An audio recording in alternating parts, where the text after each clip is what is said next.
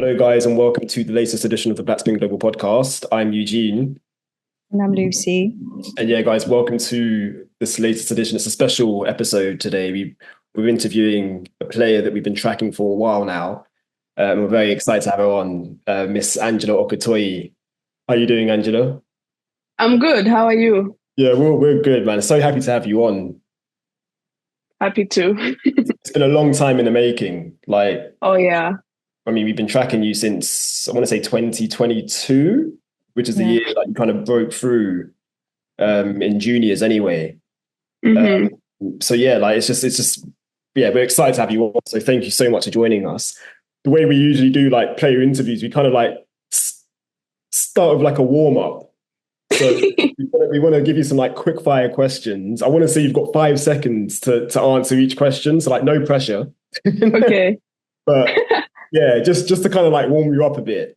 Okay. Do you want to go for those quick fire questions? Yeah, sure. Your favorite players, men or women? Serena Williams and Rafael Nadal. Nice. Okay. Favorite Grand Slam? I would say Australian Open, but cannot leave Wimbledon. Good answer. Good answer. Favorite surface? Clay. Great. Yeah. Electric line calling or line judges? I would say line judges because at least they can be overruled, unlike the electric one. So I'll go with the line judges. Nice. Okay. Favorite country? Favorite country? I've never really thought of that. Well, I cannot leave Kenya. Choose wisely now, because you're Kenyan, but you go to college in the States. Yeah, I said I cannot leave Kenya. That. And which one else? Well, when I was young, I've always wanted to come to United States. That was my favorite place to come. And now I'm here, but I don't think it's my favorite country. Understandable, no offense. Understandable. As Brits we go, don't worry. Favorite city? City? Oh, I don't know. Or should we just stick to just Kenya and United States then? Yes. Okay, cool.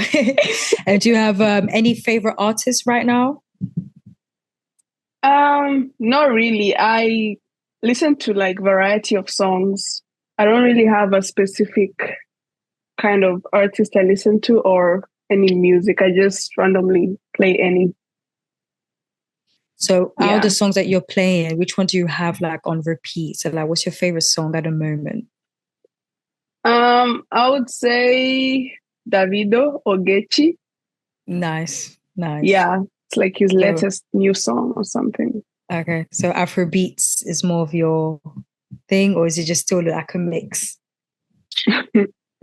Well, I would say I listen to Afrobeats more than most music, but yeah. And also Kenyan songs. Okay. Yeah. Nice. Okay. And last one, what is something people do not know about you? Something they don't know about me? You won't mind sharing to the world. This one is funny. I don't. So only my teammates know and my family and my friends.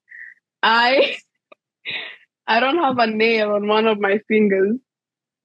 Wow. Oh wow. Does it hurt? Does it hurt? Oh gosh. Yeah. Well, now it doesn't hurt. It was when I was young. My uncle accidentally banged the door on my finger. Oh. Yeah.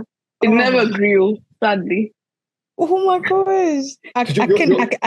I know what that pain is like because at times I might break my nails and I cannot imagine. Is it right hand or left hand? That one is it's my left hand at least. Okay. And you're right-handed, aren't you? I am, yeah. So because obviously you got a two-handed backhand as well.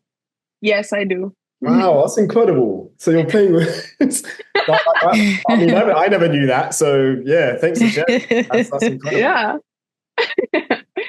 But yeah, let's get into it now. So like we said, we've kind of been tracking you since 2022.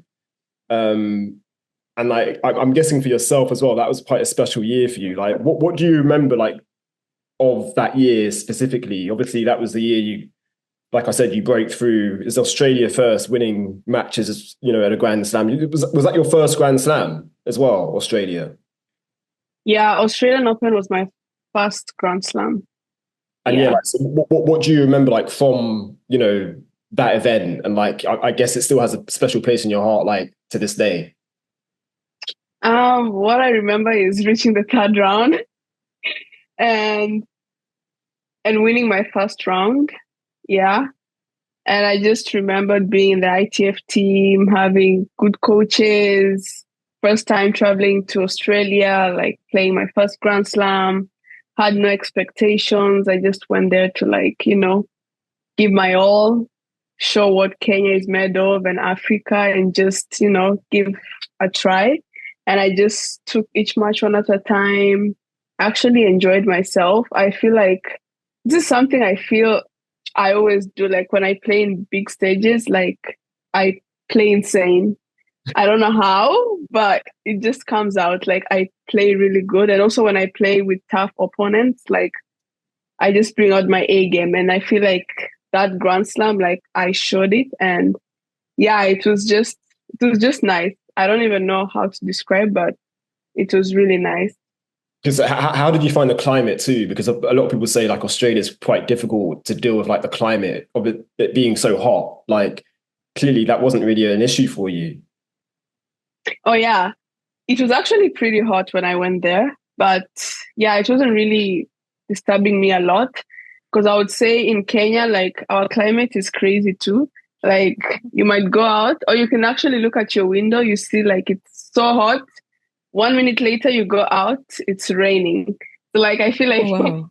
Yeah, I feel like I'm just used to weird climates, and hot weather is actually one of my favorite climate. And yeah, it didn't really bother me. Like I was thriving. I was enjoying the heat. Yeah, I was. But with Australia too, like staying there, like I think things kind of blew up for you back home as well. Like there was a lot of kind of like, noise around your name, and like you had a lot of celebrity like cheering you on. I think Lupita Nyong'o, obviously she's an Oscar-winning actress. Like how amazing was that? And obviously when you went back home as well too, Ken, you had like a hero's like welcome. Like talk to us about that. Oh yeah. When I went back home, it was actually insane. I did not expect that. I mean, I always see how they celebrated other athletes when they come back with like a gold, or if they do like good results. But I wasn't really expecting that to happen to me. So I got surprised at the airport. Like we call the people isikuti, the dancers. It's like a tradition in Kenya. I think it's my tradition, like the Luyas. That's my tradition, how they were dancing and all, and how they were wearing. So yeah, I got surprised with that. And yeah, it was nice because not only them did they come, my family was there, my coach from back home, my starter coach, and just everyone from the tennis Kenya all came. Kids came just to appreciate, and like it just felt nice. Just felt nice that I got recognized, because sometimes I feel like some countries, they don't really recognize their players when they do good. Just to show them that they appreciate what they've done for the country and for probably the sport. So yeah, I feel like when they did that, it really boosted me and just gave me this drive to even keep working hard and, do greater things. And I think I did on my next Grand Slam. But yeah, yeah, it was really nice. And yeah, getting messages from big celebrities, even artists from Kenya, Lupita Nyong'o, like it was really nice. Actually, I think Lupita Nyong'o was one of the messages that really shocked me, because I didn't know she was gonna like text me or like comment on my post. But when she did, it really motivated me, because yeah, she's one of the best actresses out there, and just seeing her like appreciate the hard work I've been doing and all that just meant a lot to me. And yeah, just made me feel like actually people are watching, and yeah. Yeah. So that's one thing me and Lucy always say, like on the podcast, like we love seeing like celebrities and kind of like big names from outside of the sport, like take an interest in tennis. Like it makes it more special, and it does bring more eyes to the sport. So yeah, no, that's incredible, man. Lucy, do you have anything else to add on that, or?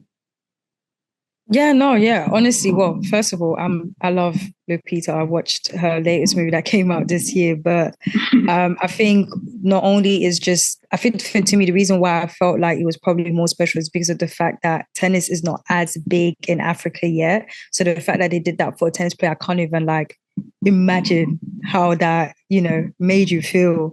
But yeah, and even after that, you made history later that year. You winning the Wimbledon Girls doubles crown with Rosemary Nitchkamp. I think Nitchkamp. Yeah. Sorry, I'm not the best at pronouncing the names. Apologies about that. Me too. Yeah. And yeah, you becoming the first Kenyan to win a Grand Slam at any level. I know you said earlier that, Australian Open did change a lot for you, but when after crowning the Wimbledon Girl doubles, how much did your life change after that, even and compared to even Australian Open? Oh, yeah. So I feel like my life changed a bit. Wouldn't say major, but a bit. Mm-hmm. Like sometimes I would be afraid to walk outside in the streets of Nairobi because people would like recognize you and like you don't know their interests, so you never know. So I would sometimes just stay indoors or like just hide myself for a bit. But yeah, at the tennis side, like once I won Wimbledon, we had more tournaments for the kids, and people like kids really showed up. And more tournaments were there for them. More kids started playing tennis. Nice. And even the level changed. Like we had good players actually, and more people wanting to come and bring their kids to start playing tennis. And nice. It just felt nice because before we didn't really have a lot of players. And well, some we did, but they all stopped playing tennis after that. Like after high school, they all drop out. Because probably they didn't have motivation, or maybe they didn't see someone who they were training with did something great so that they can boost them to like continue playing. But yeah, right now I'm happy that people who are playing tennis now, they don't really come from like wealthy families, sorry to say, but it's actually a nice thing because I feel like they have the drive and they know why they're playing tennis. Because it's going to help them in the future. And because before I made even history, I used to train with wealthier people, but they all stopped because, they have money and all that. So tennis is just like their second or their whole, like just for fun. They didn't really take tennis that seriously. So right now I'm just happy that people who don't have much are now like into tennis, and it drives me because at least they see I also didn't come from a wealthy family and I managed to do what I did. So I'm like an inspiration to them, and they can see that, if Angie did it, then we can also do it. So I'm just like driving them, and also definitely they have something that's driving them even more. So I'm just happy to see that. No, I love that. And it's so well said, because I remember after you winning that Wimbledon title, I saw some interviews of you, like when you went back home to Kenya, they were interviewing like kids. I don't know if it was at the airport or like maybe another like parade they had for you. And one of the kids, he said that basically, like he's now inspired to play tennis because he never really thought tennis was a sport he could play, but now seeing what you've achieved, like he now feels like it's a sport he can play. Like, and to bring it back to what you just said, it is a powerful thing when you have an example like from your country, seeing them like great things, like it's amazing. And that's something we've been saying about you. You've been making history, since you were like 18 years old, and you continue to make history. Crazy. which we'll be talking about a bit later on again. But yeah, like 2022, like that was a massive year for you, like in terms of, because that was your final year as a junior as well, wasn't it? Yes, like, it was. Yeah. So how did you find like the kind of, I say transition, like was that at the back of your mind, like when you're kind of achieving all of these things, like thinking, wow, this is going to be my final year playing as a junior? Yeah, I was actually kind of sad leaving juniors because, yeah, COVID really took out my 1 year of juniors. So, yeah, I mean, it was kind of sad, but at the same time, I was ready for the next chapter. At least I finished strong in my juniors. And yeah, I was really ready for the next step. Yeah. And now to kind of go back to that, well, I say go back, you making it Sorry? pro.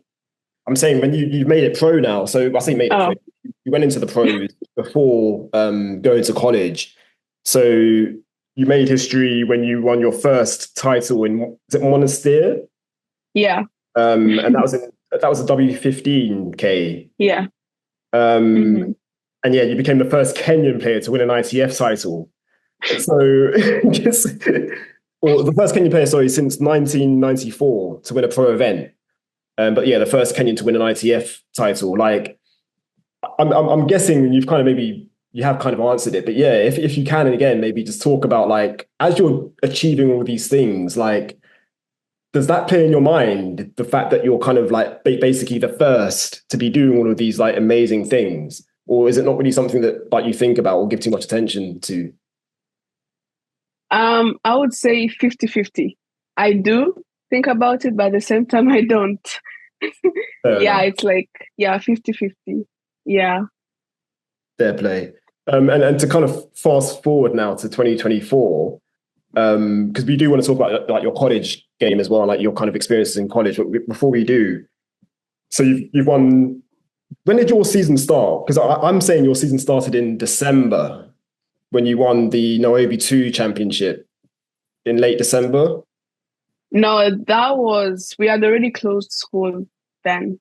That was last year. I'm saying for your 2024 season, like when do you see that as being, like when did you start your 2024 season? Oh, January. Okay, so it's not December. No. Okay. Well, anyway, we'll talk about it anyway. But I've got here that you won that ITF event. That was Nairobi 2. How special was that to win that, like in your hometown, and like talk singles and doubles as well. Exactly. Facts. Talk about that and like just how special that was, or that event was for you. Okay. Yeah. So that was W25. I think it was my second W25 to play actually. And yeah, just playing at home is always best. I was really looking forward to playing back home. And they had 2 events actually. The first week I lost really bad. But I would say that really boosted me because I went back home after I lost. I was crying. I was crying so bad because I knew what I'm capable of, and that didn't come out when I was playing, and it made me upset a bit. But I feel like that actually pushed me to even do better in the second week. So yeah, I would say the week in Nairobi, it was pretty good. The atmosphere was really nice. And I'm just happy that Tennis Kenya even made the event possible. It was like a last minute option and they managed to do that. Yeah, that was really good. And yeah, winning the title back home was nice. The finals was really good. The people really turned out. Like the crowd was huge. I had like a big crowd. I think I have a video somewhere in my phone. It was amazing. Like just playing at home. I always like playing in big crowds. I feel even if the crowd is against me, I like it. It just it brings the fire in me. Yeah. For some reason, I like it. I just like a nice atmosphere, like when people are there cheering, watching, and enjoying the sport. Like that's what sports all about. So I liked it, and yeah, I won my doubles title there with Sada Naimana, great African tennis player from Burundi. Yeah, it was really nice to even win with her because I've always wanted to play doubles with her. And lucky enough, this one, she reached out to me. So I was like, oh, that's nice.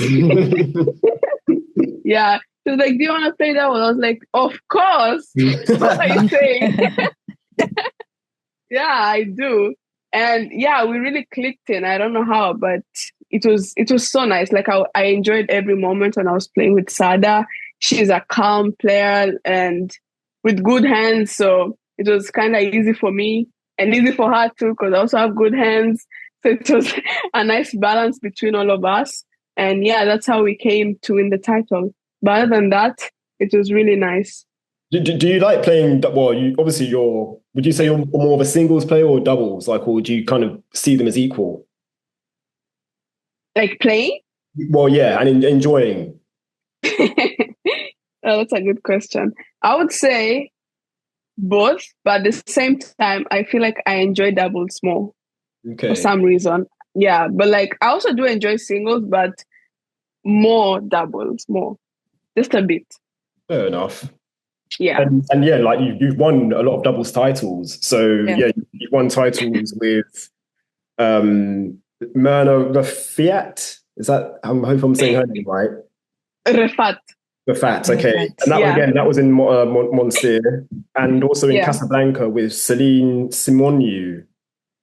And that was back in July. So clearly, like, yeah, you have a game for doubles and singles. Just on your singles as well, like this year has been a pretty big year in terms of you being crowned the African Games champion. Yeah. Talk to us about that, Angela, like, because obviously that was in Ghana, Accra, Ghana. Have you been to Ghana before? Was that your first time? That was my first time actually in West Africa. I've never been to any West African country. Okay. So yeah, Ghana was my first. How do you find it, like just being in the country, like the vibe and the people? Actually, I was surprised. The people are really nice. They are. They're really nice. Yeah. I was surprised. Why were you surprised? They'll be mean. I don't know. I just thought they'll be mean. Like or like strict, but no. Yeah. I will say the same. I visited the country about 2-3 years ago. Why am I feeling offended? I'm not even Ghanaian. I'm Nigerian. No, it's not even that way. I know exactly what she's talking about. Okay. You don't. I feel like it's the same way when we went to New York and we were surprised at how nice people were. We kept saying that. You see, exactly. So I understand where Angela's coming from. When I went Ghana as well, it was like, oh my gosh, they are literally so nice. But Ghanaian people in general are actually a very like kind people. Yeah, that's one thing I've definitely learned. Yeah, so I get why she feels like that. So shout out to the Ghanaians listening, just in case. They are really nice. Yeah. And yeah, like obviously talk about the tournament as well, because that was obviously you represented Kenya before, like you said, at Billie Jean King Cup. But I guess being at the African Games, like representing Kenya, like amongst or against other African nations, like that must have been quite special as well. Oh yeah, that was special and tough at the same time, because all African Games, they bring the best Africans to compete in one tournament, and that's a tough draw. And All African Games was pretty nice. Like Ghana had a nice atmosphere. Like it was hot, but a nice weather. Like I like sweating and I like hot weather. It was nice. The place, I think it was a new place. I think they just constructed it. Yeah. But yeah, I liked it a lot. And the players, I feel like each match was really competitive. And all my matches, I would say from the first round till the last match, I was just grinding. Like it was really tough. I remember my first round, I think people thought I was going to lose because I was 3-love down. Actually, my first round, I think I played worse than any other match. Wow. I was 3-love down and like with, I think how many break points? I can't even remember. Like I was losing really bad. But at the same time, I just told myself to just stay calm, and because the guy was playing insane, like those 3 games, so good. Was this in the first set? First 3 games? Yeah, first set. Wow. Yeah, wow. She was playing insane. Like she had the best slice, best serve. But this is something my coach always told me. Like not everyone is gonna play the same way throughout the whole match. It's impossible. Yeah. So I was like, definitely she's gonna break down, but I just need to like stay calm, play my game, and see what's gonna happen. If she plays like that the whole match, then yeah, she's too good. Too good. Yeah, she's too good, like hands up. But yeah, she did not. Wow. So was that round tougher for you than the one against Sherif? The semi-final.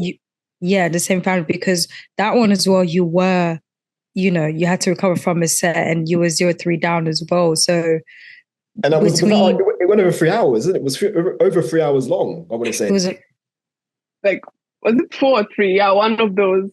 Wow. Yeah. I mean, she's a very experienced player as well. She's, stuff. So yeah. So the fact that you were able to beat her was definitely big. But the way you're talking about that first round, it makes me wonder, was that tougher for you than the one against Sherif? No, I wouldn't say it was tougher than the one I played with Sherif, but it was just tough, the fact that it's the first match. You've not been to this country, different surface, different players. Like, I've never seen this player before. It was my first time seeing her.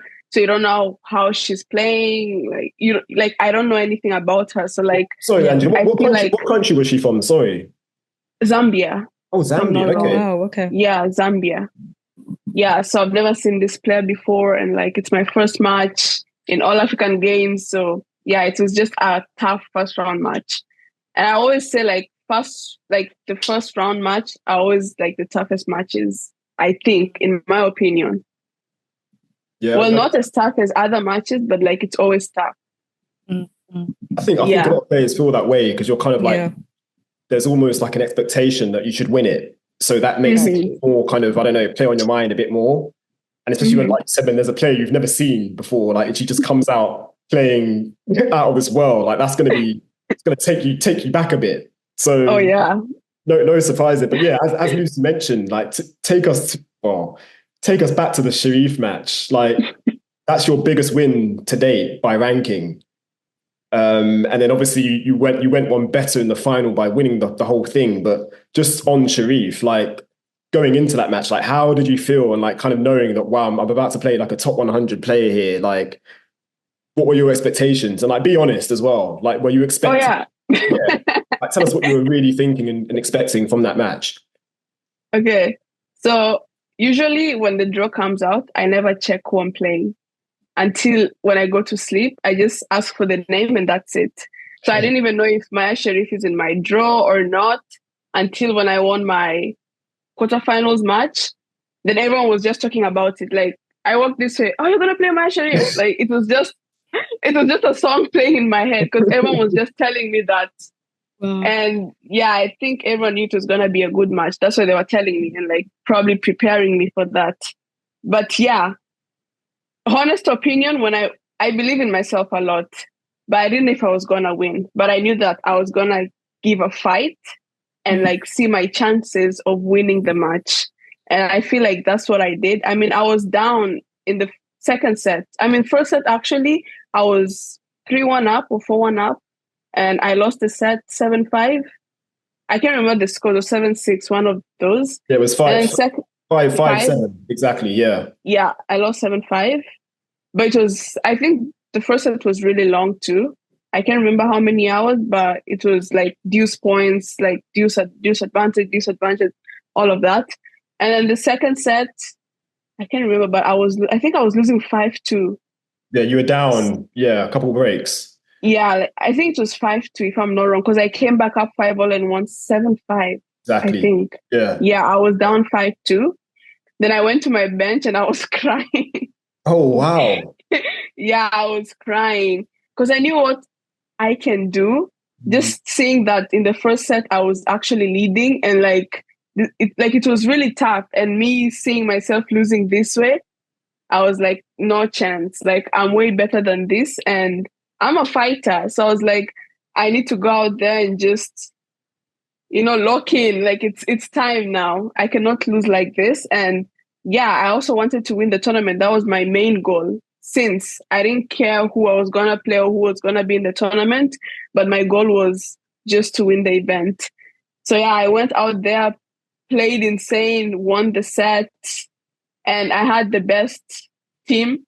Like my Kenyan teammates were like always there with me. Even when I was down, I could still hear them cheering. Because like I know some teams, like if you're down, especially second set and you're down, you'll just see one of them like one by one leaving because they're like, this is done. Especially if I'm playing top 100 player, like what else? They'll all start leaving. But with them, they stood there with me. They are motivating me. My coach too, Francis Rogoy, always there with me. Like it was just nice. And just seeing that actually boosted me. I was like, look, they're motivating me. Like they want this for me. So I should, turn on, like I need to do this for them too. And for myself, of course. So yeah, I won the second set, 7-5. Third set, I can't really remember the score. I think I was 3-love down. Yeah. 3-love down, exactly. In the third set. You won it in the tiebreak. Yeah, I was 3-love down, came back. Then I was 5-4 up. And I think 40-15. And I was serving. Like my serves were perfect the whole time since the beginning. But just at that point, double faults came in. Oh.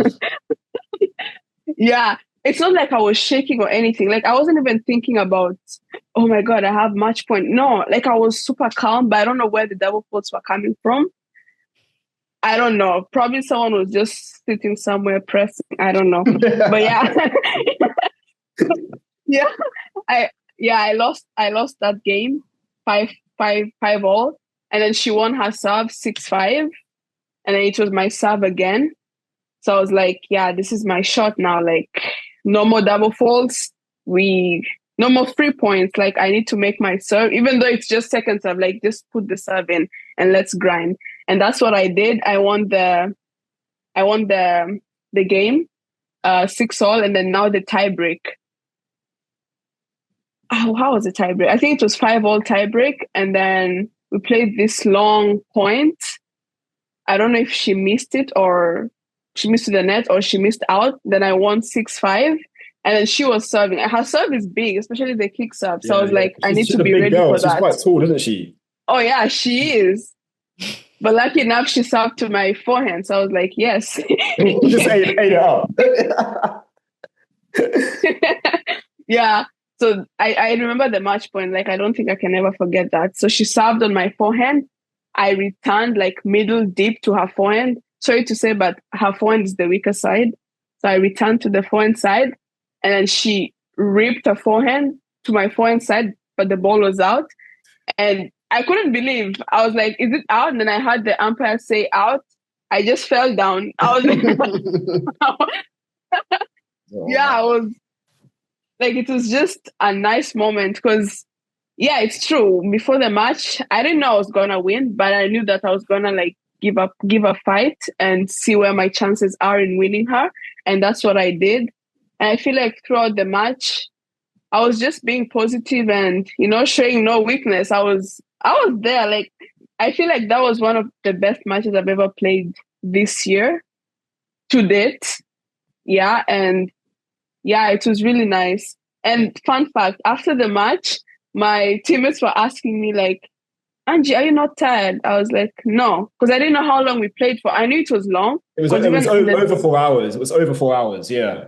Yeah, because even when the first set was about to begin, they gave us like 10 minutes because of the heat. Oh, like it was that hot. Okay. So we got 10 minutes like to go to the lockers and like, cool down. So after the match, I was fine. I think I was even ready to play my finals that day. Like I could have played. That's how fine I was. Because I was asking my teammates, because they were asking me, Angie, are you tired? I was like, no, I'm not. They're like, do you know how long you've been playing for? I was like, no. They're like, Angie, you've been playing for 4 hours and some minutes. I was like, really? Wow. That is incredible. Wow. Yeah. I was like, I'm ready for our next match. Like, please. Yeah. So like, I don't think I was fatigued, but yeah, the fatigue kicked in after the last match, of course. But like after that match, I was perfectly fine. Because that was a straight sets win for you in that final compared to the 3-set tussle in the semi-final. Like again, what kind of like your expectations going into the final? Like, you probably thought, you know what, this is probably mine now. Like I don't know. Like talk us through that. Yeah, I had so much belief in myself in the finals. Like after beating Mayar Sherif, I was like, yeah, this belongs to me. Like my confidence was like way up the ceiling. Yeah, and definitely my opponent was scared, probably. Like after beating Mayar Sherif, definitely she was scared. But the good thing, I just told myself that, yeah, just go out there, give your best. Whatever happens, happens. You have good team, like they are always there with you. And yeah, I just went out there, played my game, didn't tank, was there each and every point. And yeah, I just showed what I was capable of. And I just proved to them that, yeah, I was meant to be here. And that's what I did. Oh, it was massive. It was huge. One thing again, like in terms of like how significant it was, obviously Sherif is Egyptian. I think the girl you played in the final, she was also Egyptian, wasn't she? Oh yeah, I played. They had 4 Egyptians. I played 3 of them in that same tournament. Wow. Incredible. So the point I'm trying to make is tennis in like North Africa. It's quite strong. Obviously, you have Ons Jabeur, top. She's been as high as what, number 3 in the world? I want to say top 5 anyway. Yeah. And like you've got these Egyptians coming through now, and like obviously Tunisians as well, maybe following Ons. But in terms of sub-Saharan Africa, you don't have many players, and look at you there winning, the All African Games for Kenya. Like it's a huge look. So and that's why we're so proud of you, Angela. Honestly, like anytime we can champion you, we do, because yeah, it's big what you're doing. So just massive shout out to you, man. Honestly. Thanks. Kind of looking away. I say looking away. After you won the African Games, controversially, everybody thought you were going to be at the Olympics. And we were pushing through it as well, saying, listen, you need to get a wild card, if anything. Like, they need to make it happen. Like, what were your kind of thoughts, or were you disappointed when you kind of found out you had to basically get there by your ranking? Because I think at the time you were outside the top 400, and you had to be a top 400 player in order to be eligible to play at the Olympics. Like, just, yeah, how tough was that for you? And like, I mean, yeah, talk about the rules and be honest again, because I think but but yeah, like if you can talk about like the kind of disappointment of missing out on playing or competing at the Olympics. Oh, yeah, I was really disappointed. Yeah, I was really disappointed because, yeah, I mean, I think they should change this rule. I don't know why they changed it before, because before, Mayar Sherif is the one who won the previous All African Games. And she went to the Olympics because she won the All African Games. She didn't need to have like any sort of ranking or anything. Wow. So she just got the direct. So I thought that was exactly what's going to be for this year. But the rules actually changed this year, January. I didn't know that. I actually found out when I was in Ghana. Wow, okay. That was the rule. So this rule was not there since. It just changed like this year. And I feel like it shouldn't be like that. Like if they're going to change a rule, change it after this year's Olympics and then put on the other one. Like give us like 4 years then. Because just like couple months, it's like it was really tough I feel like for everyone, not just for me, not because I won, but like definitely for other players. If someone else could have won, they could be in the same shoe that I was in. And yeah, it wasn't really good. And just considering that we don't really have much African tennis players out there, like in the global world, and like not all of us, not African, like we don't really have much support in Africa compared to like other continents who can at least get wildcards into big events and boost their ranking, or get into, like their countries can like have many tournaments for them to play higher events, unlike my country. So it was really tough for me. And also that me being a student athlete, like I'm in college, so and it was during college season. So it was really tough for me to like balance my futures events together with my college event, because I had already signed to play for my school. So I had to like balance everything. So yeah, it was really tough for me. Like those couple months, it was exhausting. I think I was about to like twist my ankle or something because yeah, when I was playing, because I was getting fatigued, like playing back to back to back just to see if I can get ranking top 400. And it was even sometimes tough to like get wildcards into bigger events to see myself like, see if I can get points quicker, so stuff. So I had to like rely on 25Ks, and I didn't have like very strong ranking to get into higher events, especially here in the US. If maybe I was in Africa, maybe I could have tried to go to Europe, and see. Because here in the US, I feel like it's tough to like even today, like 35Ks, I'm in alternate. Like 25Ks, I'm in alternate with my ranking. Yeah, that's how strong these tournaments are here in the US. Yeah, but yeah, the rules, I think they need to change. I don't know who's up there, but they need to sit down and change this rule, at least for us Africans. Like having just one African, actually two in the men, actually one women, one man, the Tunisian and Maya. Like it's not enough. And having other countries have like 6 or 5 players, it's not fair. Like at least have like I think exception. That's what they say. Yeah. At least they could give me an exception. I won the All African Games. Yes, I did not attain the ranking, fine, but like I deserve to be there. I won the All African Games. I should be there. Like I as the champion of the continent, exactly. Yeah. No, that's well said, Angela, honestly, because I think most people kind of thought that as well, that you, by you winning the African Games, like you should be there, like on merit, regardless of what the ranking is or was. Yeah, because that was the rule before they switched it now. Yeah, like and that too, I wasn't aware of the rule changing so soon as well, because that, to me, that makes no sense. Like you said, especially in the year of the Olympics, don't play around with the rules now. Exactly. Do it afterwards. So no, that's well said, man, definitely. And I mean, we were gutted for you that you weren't there. Did you watch much of the Olympics, or you probably didn't? I don't know, like probably didn't have time, to be fair. Actually, I did. Okay. Yeah. So you weren't too bitter, like you were able to watch it and enjoy, I guess. Oh yeah, I was. Good for you, man. And I guess you must have aspirations to make it to LA in 2028. Oh yes, I have. Yeah, you'll be there. I put money on it right now. You're gonna be there. Amen. But yeah, you touched on it briefly in your answer just then about college. Like, talk to us about am I saying it right? Auburn. Yes, that's actually how you should say it. I don't say it that way. I say Auburn. The A is different. So. Okay. Like, talk to us about like the kind of process, like in terms of you being recruited, and were there any other colleges that you were maybe thinking about going to, or was it always going to be Auburn? Oh yeah, before choosing Auburn, yeah, I had a lot of requests. I think more than 20 schools. Wow.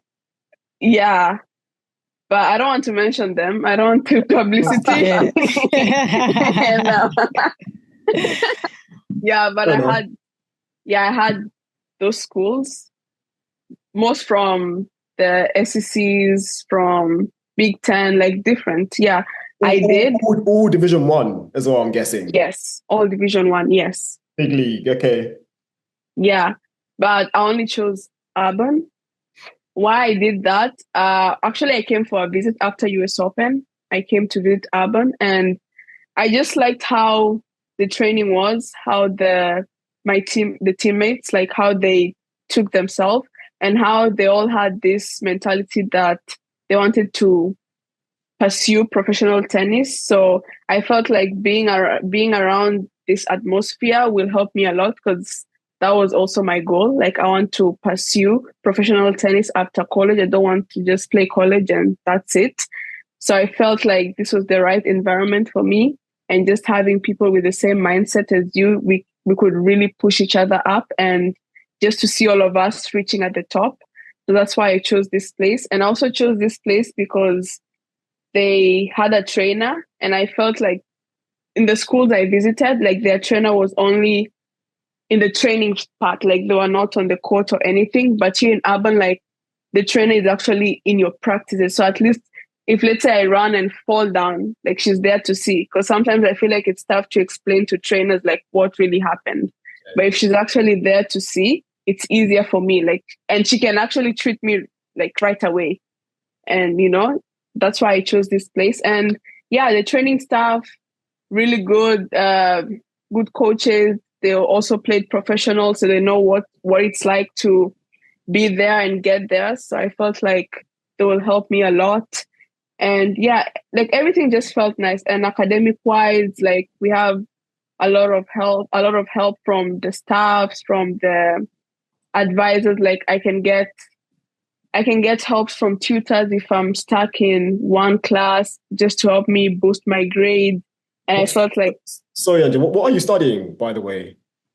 I'm doing business administration. Okay, nice. Yes. You're about your business, about standing on your business. Yes. I respect it. Yes. I want to be my own boss. I love that. Yeah. How are you finding like kind of balancing, like education and like sport? Because that must be quite tough.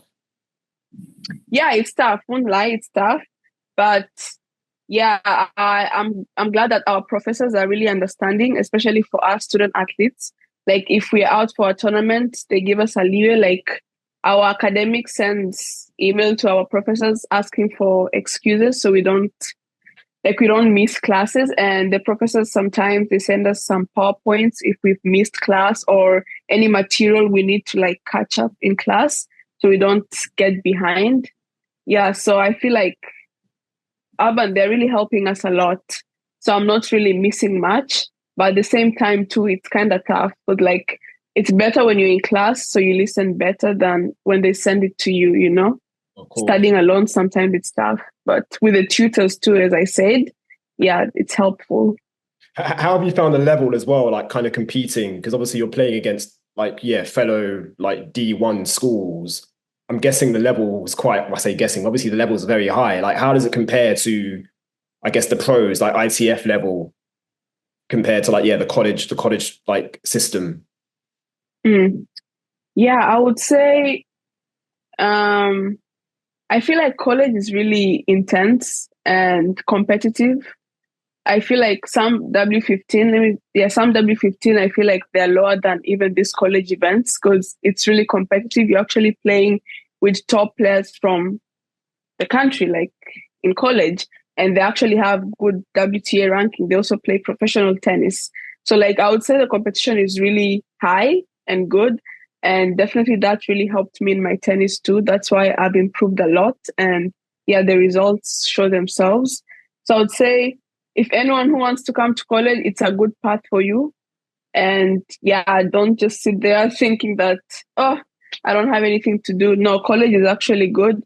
That was me then, but I'm happy that I made this decision and it has really helped me in my tennis career. Nice. Yeah.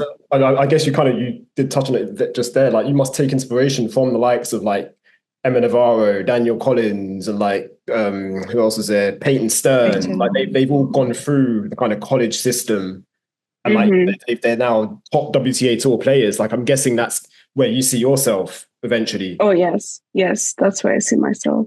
But also your twin sister, she's also at college. We need to shout her out.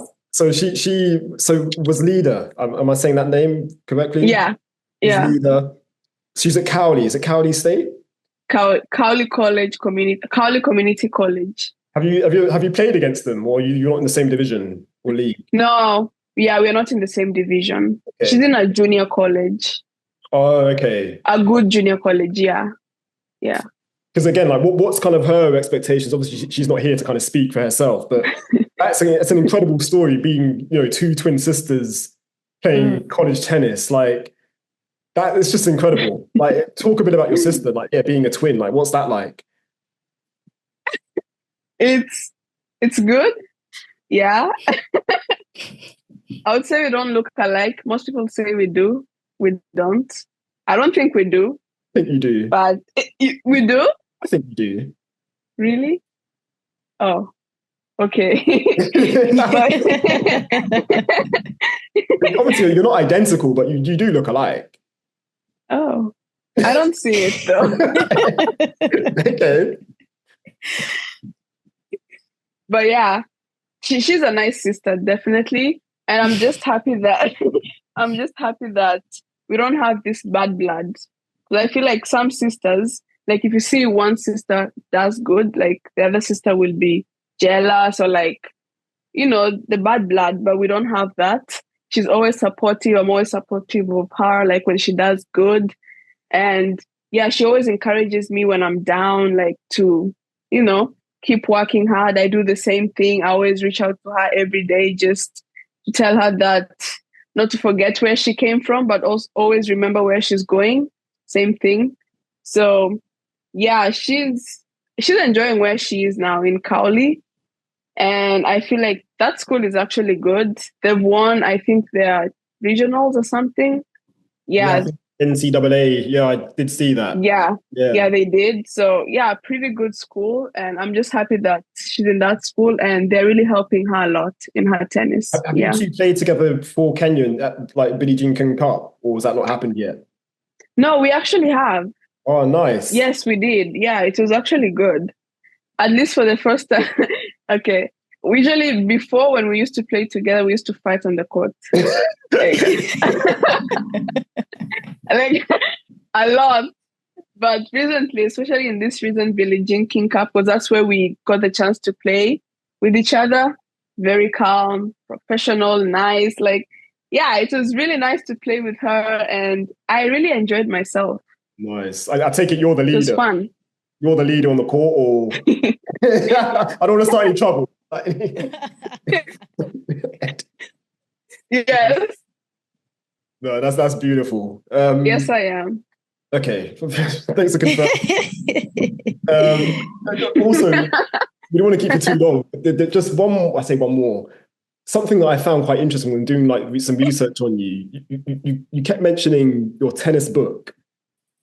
Like this tennis book that you have, like is that a diary, or is it like just like a mood board? I don't know, like how would you describe that? And can you tell us something that is in there that maybe someone isn't or people aren't aware of?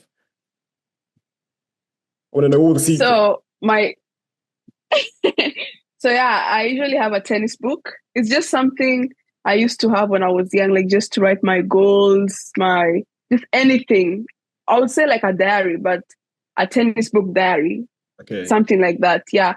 So yeah, it had my long-time goals, one being playing at the Australian Open, like all the Grand Slam, like it had all of it in it. And I still have the book. It's somewhere in this room, somewhere.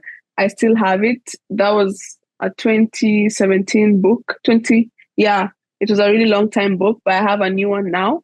But yeah, my tennis book is just something I write all my goals, what I need to do, what I've done, just to like, reflect on myself. And it helps me a lot, actually. It does. Nice, I like that. And lastly, yeah, you've got a very famous slogan, no weakness. where did that come from? And just tell us what that means to you. Oh, funny story. During Billie Jean King Cup, so we were our coach, our captain, Rogoy Francis. So we finished practice and everyone was exhausted. So we went to the gym and I think we did treadmill, like sprints, jogs, sprints, but more sprints than jogging. Yeah. And then we had to do push-ups. It was all girls. We had to do push-ups. And I think there's two kind of ways of doing push-up. The normal one and the one where you have to like kneel and do. I think most girls do that. But I do. Yeah. So our coach was insisting on us to do the normal one. I was up for it to do the normal one, but my teammates did not. They were like, no, I want to do the galley one. But I was like, guys, no weakness. You have to do this. I just said no weakness. You have to do this. And just after I said that, boom, they were all doing the regular push-ups and they actually did it pretty well. Yeah. So that's where the no weakness came from. Amazing. Yeah. So you're clearly a natural leader, like inspiring people to follow your lead. Yeah. No, I love that. I am. Love that, Angela, man. Honestly, thank you so much for joining us. Like, that was a really, really good like chat. And again, apologies again for the mix up in times. But yeah, man, we're so grateful to have you on. And like I said, we've been tracking you since 2022, and just love everything you're doing. So just continue to just keep pushing, and just best of luck, obviously at Auburn and throughout the rest of your career. Like, we're going to be tracking you for forever, basically. So yeah, we look forward to doing that. For sure. Thank you so much.